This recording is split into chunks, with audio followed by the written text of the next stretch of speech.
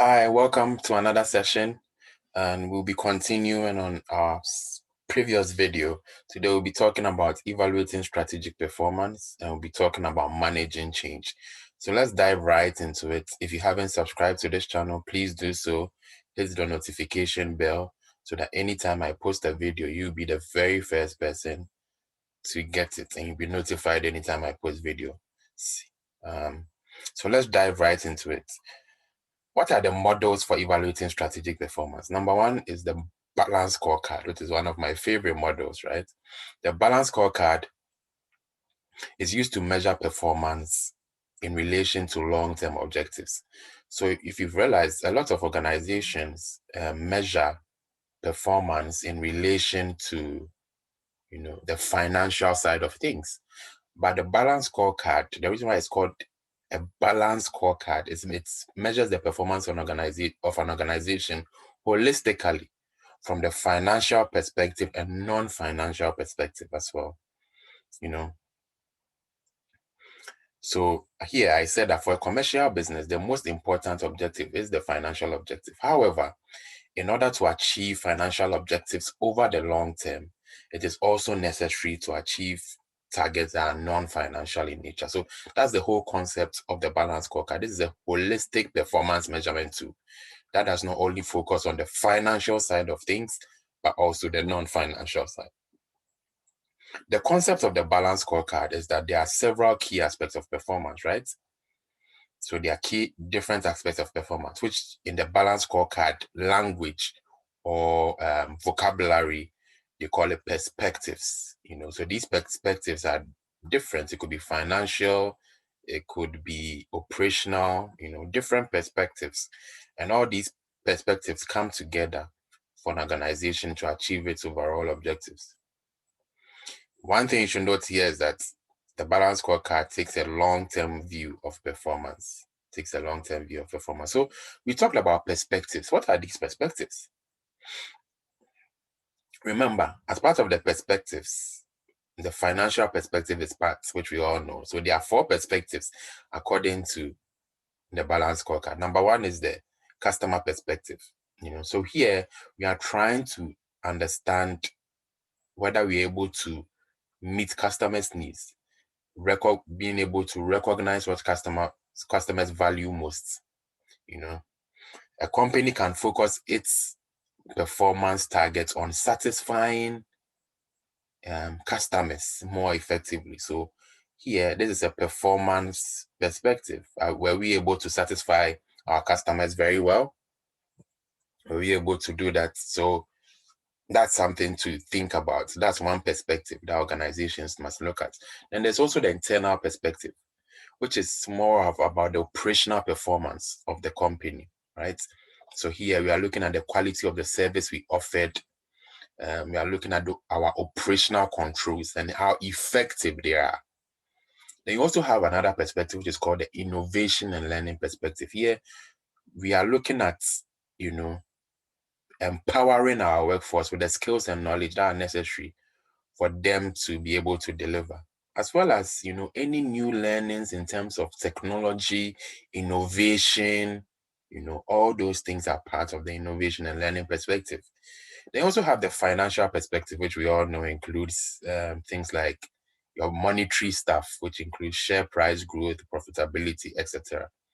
So these are the 4 perspectives. Now, these 4 perspectives come together for the organization to achieve its goals, right? If the organization is suffering or not doing too well from a customer perspective, they might likely not achieve their financial perspective. These things are tied together. They are tied together. Very, very key. The Balanced Scorecard. Here we are talking about the perspective and the outcome measures, how to measure each of these perspectives. For example, when you take the customer perspective, right? What are some of the metrics that you use to measure? Here under the customer perspective, you can use the market share growth, customer profitability, customer attraction, customer retention, customer satisfaction. These are all metrics when it comes to the customer perspective. When it comes to the internal perspective, one metric that is key is the effectiveness of operational controls. effectiveness of operational controls, which is usually measured by the number of control failures that have been identified. Another thing is the throughput time, or the amount of time that we use in reworking defective units. These are all operational issues. Then when it comes to the innovation and learning side of things, here we are looking at things around employee retention, employee turnover rates, employee productivity, employee satisfaction, time to develop new products. That's more of innovation.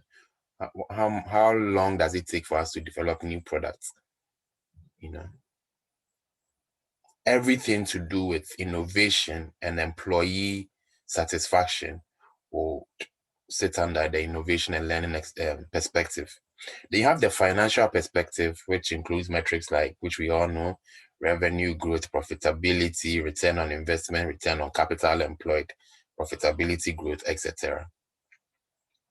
Now let's talk about the performance pyramid. This is another performance evaluation model, is the performance pyramid. And this concept is based on the idea that an organization operates at different levels. We know that organizations operate at different levels. Different levels. So that's very, very important to know. That's very, very important to know that organizations operate at different levels. So it's not only one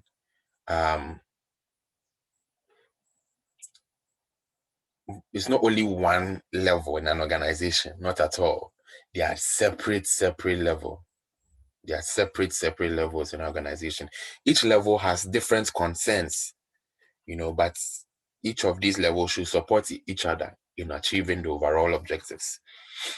So that's the performance pyramid, and it was developed by Lynch and Cross, 1991, and they argued that traditional performance measurement systems were not as effective as they should be because they had a narrow financial focus. So they were only concentrating on financial issues. Again, that's a problem the Balanced Scorecard sought to address, right? So things like return on capital employed, profitability, cash flow, those were it has a purely financial focus. But the traditional performance measurement systems, they were purely financial in their focus. They purely have a financial focus. But the performance pyramid sought to, improve upon that. And they argue that in a dynamic business environment, achieving strategic business objectives depend on a good performance with regard to things like customer satisfaction. So these are non-financial in nature. Customer satisfaction, flexibility,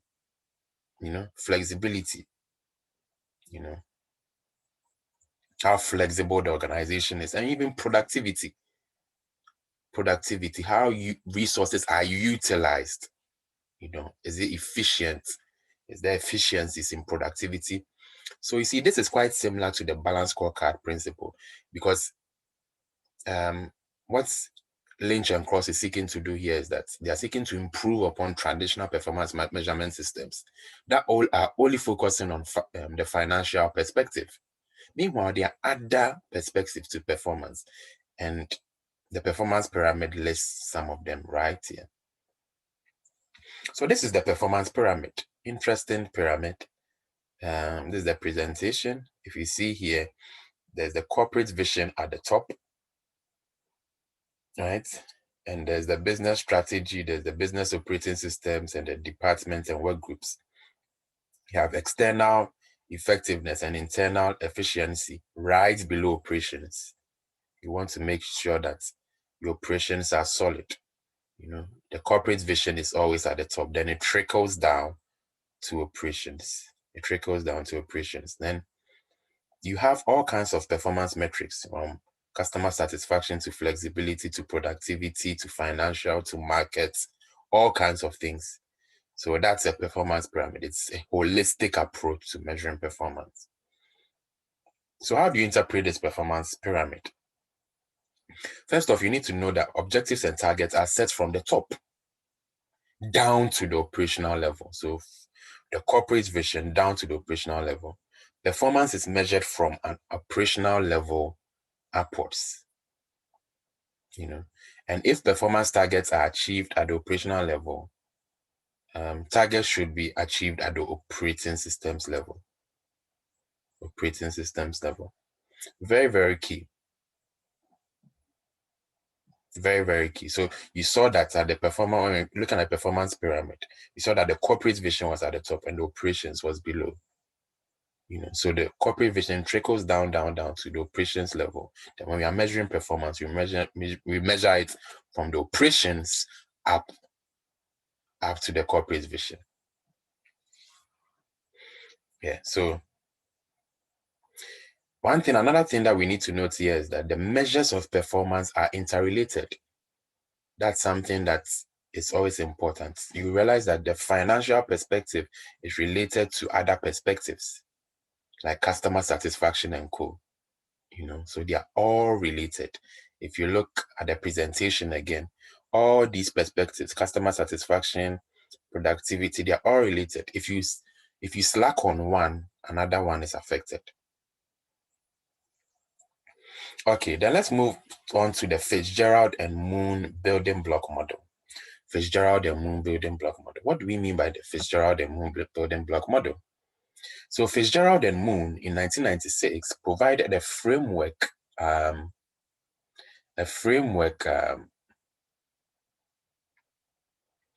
for analyzing performance management systems in service industries. That's the key here. They suggested that a performance management system in a service organization can be analyzed as a combination of 3 building blocks. So these are the building blocks. I call it DSR or Dr. S, DRS. So dimensions, standards, and rewards. So what are dimensions? Dimensions of performance are the aspects of performance that are measured. So the aspects of performance that are measured, those are called dimensions. So the critical question here will be, what are the dimensions of performance that should be measured in order to assess performance? Fitzgerald and Moon concluded that there are 6 dimensions of performance that are linked to corporate strategy. So what are the 6 dimensions? Number 1 is profit. Number 2 is competitiveness. Number 3 is quality. Number 4 is resource utilization. Number 5 is flexibility. And number 6 is innovation.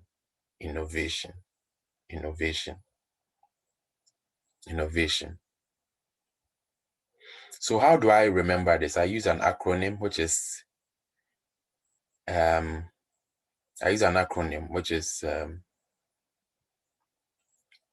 RIP, resource utilization, innovation, profit, right? Resource utilization, innovation, and profit. And FCQ, which is flexibility, competitiveness, and quality. Then let's move on to the second part, which is standards. We talked about dimensions. Number 2 is standards. So standards, the second part of the Fitzgerald and Moon framework relates to certain expected standards of performance once you've selected your dimensions, So, and there are 3 aspects to certain standards of performance. So what are the 3 aspects? Number 1, are these standards fair or equitable for all people in the organizations? Are these standards fair?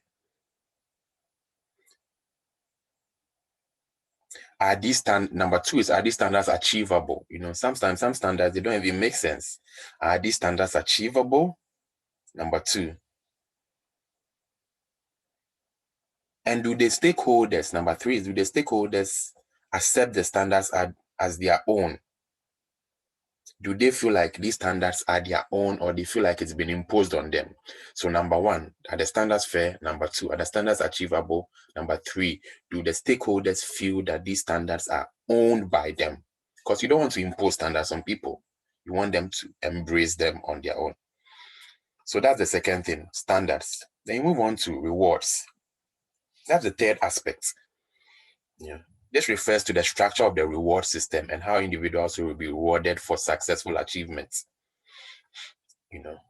One of the main roles of performance measurement system should be to ensure that strategic objectives are achieved successfully by linking operational performance with strategic objectives.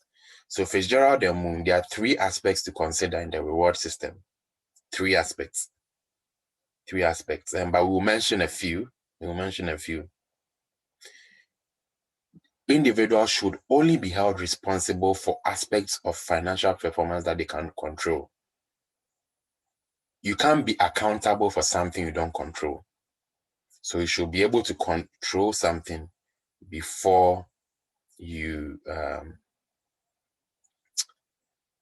basically are held accountable for it. So individuals should only be held responsible for aspects of financial performance that they control. This is a basic principle of responsibility accounting.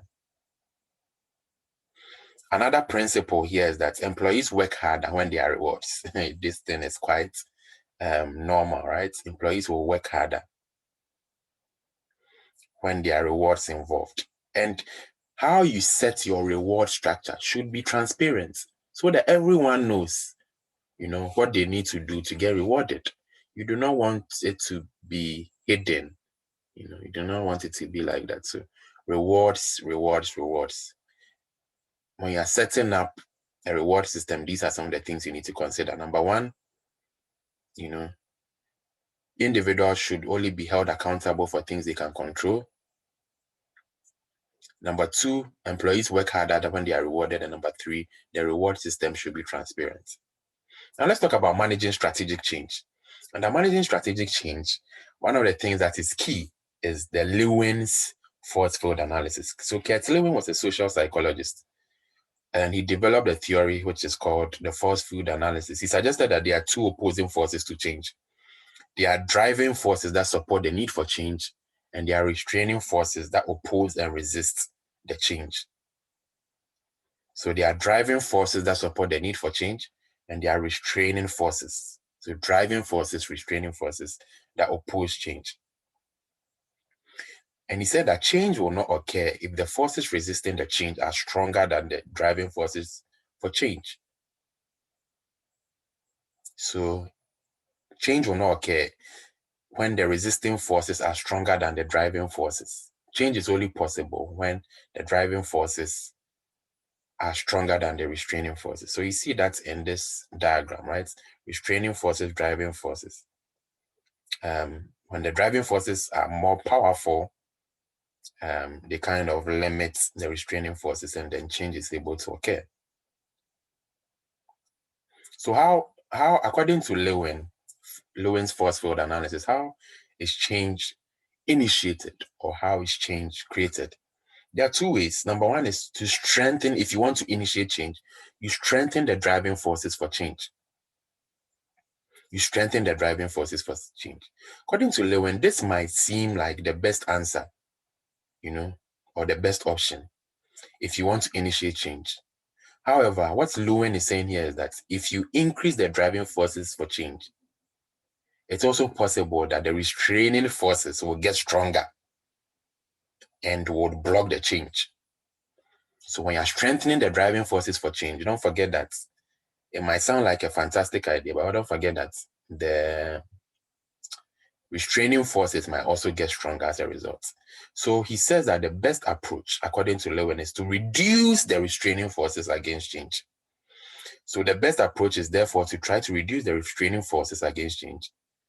So management should identify the main restraining forces and reduce their strength. How do you reduce the strength of restraining forces? So you identify the individuals, who are opposing the change, and discuss issues with them and try to win their support. That's how you reduce the restraining forces against change. And according to Lewin, that is the better approach of the two. Then Lewin talked about if we are implementing change, what to do. He talked about unfreeze, change, and refreeze. So what does unfreeze mean? The process of unfreezing is basically you are persuading employees that change is necessary. You are persuading employees that change is necessary. Individuals will not want to change anything if they think that the current situation is acceptable. Yeah. Employees should be therefore encouraged to recognize what is wrong. So here you are letting employees know that, oh, there's something wrong. There's something that needs to change. Yeah, trying to persuade employees that, oh, something actually has to change.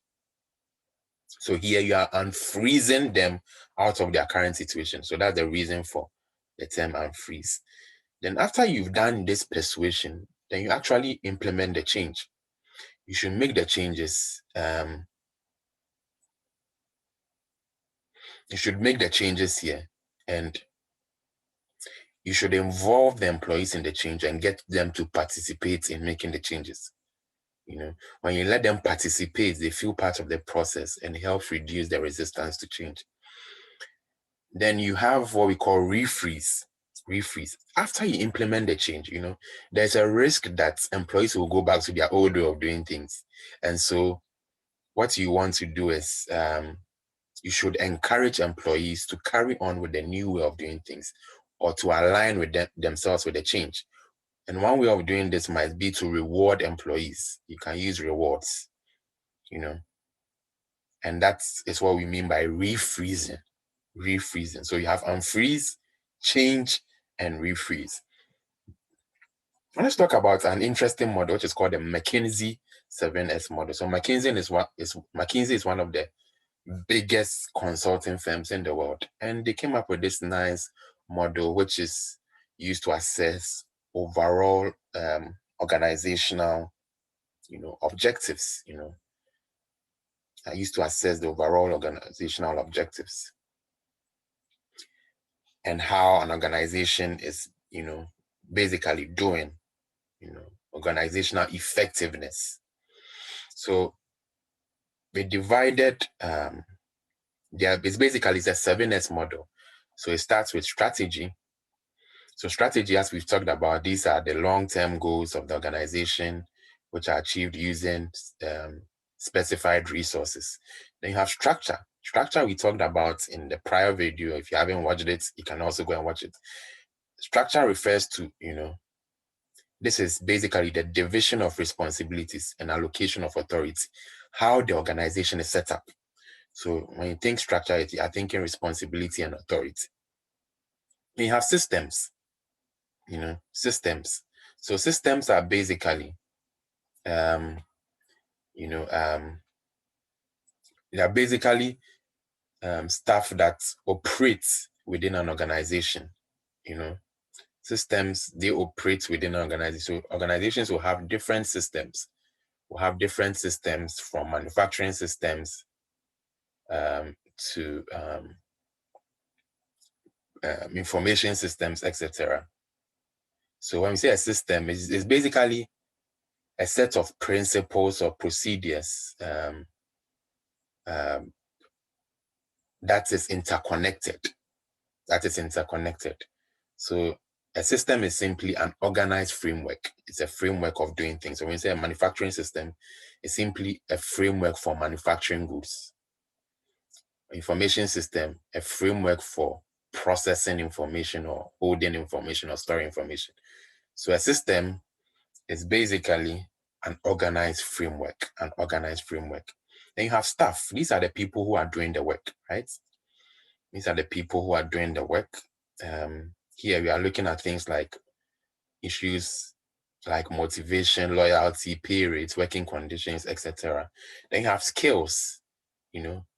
What are the skills of the organization? What are the skills of key personnel?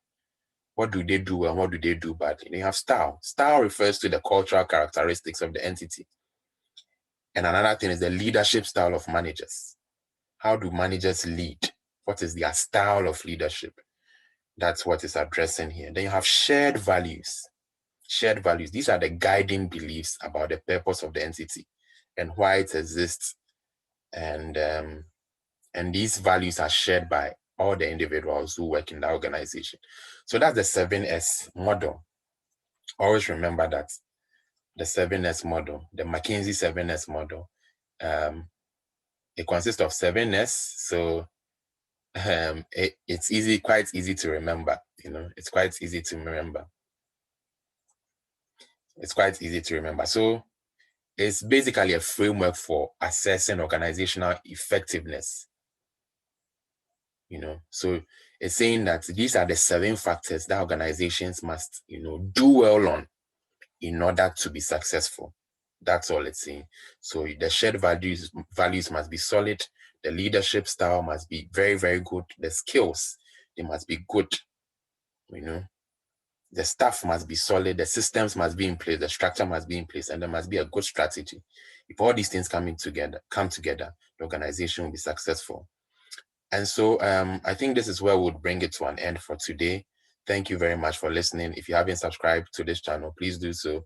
I post videos here all the time, and hit the notification bell so that when I post a video, you'll be the first to get it. Thank you and have a good one.